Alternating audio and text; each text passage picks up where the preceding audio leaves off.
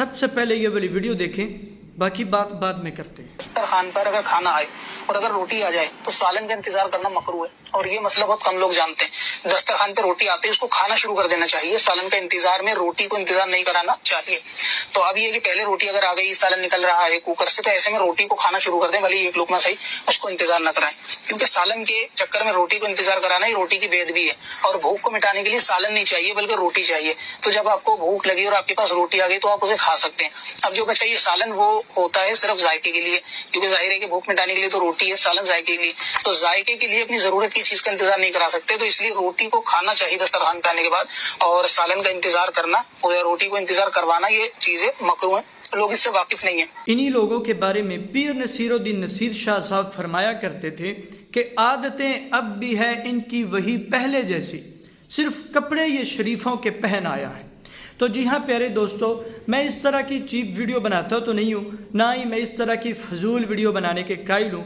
لیکن بہت سارے ہمارے جو بولے بالے دوست احباب ہیں وہ ویڈیو بار بار سینڈ کرتے ہیں اور پوچھتے ہیں اور اپلوڈ کرتے ہیں اور پوچھتے ہیں کہ دین اسلام کے ساتھ اس طرح کی باتوں کا کوئی تعلق ہے یا نہیں۔ تو میرے پیارے دوستو، دین اسلام کے اندر اس طرح کی کوئی بھی واہیات بات نہیں ہے۔ دین اسلام ایک مکمل اور بڑا خوبصورت دین ہے، اور قرآن و حدیث کے اندر کوئی بھی اس طرح کی بات موجود نہیں ہے۔ آپ توجہ کے ساتھ، ادب و آداب کے ساتھ اور بڑے اچھے طریقے کے ساتھ سالن اور روٹی کو اکٹھا کھا سکتے ہیں۔ روٹی چاہے گھنٹہ پہلے آ جائے، آپ سالن کا انتظار کر سکتے ہیں۔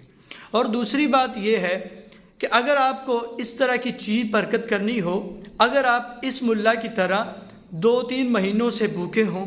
یا آپ کی شکل اس ملا کی طرح بھوک کے ساتھ بگڑی ہوئی ہو، کئی مہینوں سے آپ بھوکے ہوں، تو آپ کے پاس روٹی آئے تو آپ پھر اس طرح کی حرکت، اس طرح کی بری اور گھناؤنی حرکت کر سکتے ہیں، اس طرح کی بے ادبی کر سکتے ہیں کہ روٹی پہلے ہی کھانا شروع کر دیں بھوکے عقابوں کی طرح، اور سالن کا انتظار بھی نہ کریں۔ ادروائز آپ اچھے طریقے کے ساتھ کھانا کھائیں، اپنی روٹی کو اپنے پاس رکھیں، جب سالن آ جائے تو بڑے ادب و آداب کے ساتھ بسم اللہ پڑھ کے کھانا کھا سکتے ہیں۔ انہی لوگوں کے بارے میں اللہ پاک کا قرآن اعلان کرتا ہے کہ صم بکم عمی فہم لا یرجعون، ان کی عقلوں پر، ان کی زبانوں پر، ان کی نظروں پر، ہر جگہ پر ان کے پردے پڑے ہوئے ہیں، ان کو سمجھ بوجھ اور عقل نہیں ہے۔ اپنی مشہوری کے لیے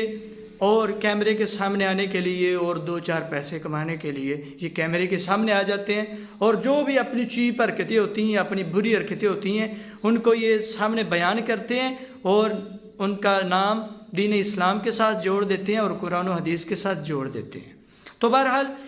بچپن میں کچھ واقعات سنا کرتے تھے ان جیسے لوگوں کے، کہ کچھ لوگ جو بہت زیادہ غریب ہوا کرتے تھے اور بڑی تنگ سوچ کے مالک ہوا کرتے تھے، وہ اس طرح کرتے تھے کہ جب ان کو کوئی دعوت آتی تھی یا کوئی شادی کی دعوت دیتا تھا،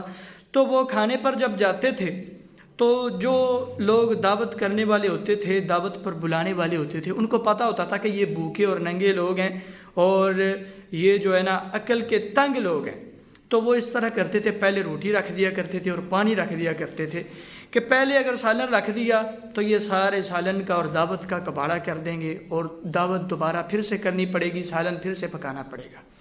تو وہ روٹی پہلے رکھ دیا کرتے تھے، تو یہ لوگ پہلے روٹی کھانا شروع کر دیا کرتے تھے، جو کہ 10-15 دن پہلے ہی بھوکے رہا کرتے تھے کہ ہم نے دعوت پر جانا ہے اور شادی پر جانا ہے۔ تو یہ روٹی پہلے ہی کھانا شروع کر دیتے تھے، پانی پہلے ہی کھانا پینا شروع کر دیتے تھے۔ وہ دنوں سے بھوکے جو ہوتے تھے اور بھوکے عقابوں کی طرح ان پر جپٹ پڑتے تھے۔ تو ہمیں اس طرح کی چیز حرکت کرنے کی ضرورت نہیں ہے۔ اللہ پاک ہم سب کو ان جیسے فتنوں سے دور فرمائے، یا تو ان کو ہدایت عطا فرمائے، یا ہم سب کو ان جیسے فضول فتنوں سے محفوظ فرمائے اور صحیح قرآن و حدیث پر عمل کرنے کی توفیق عطا فرمائے۔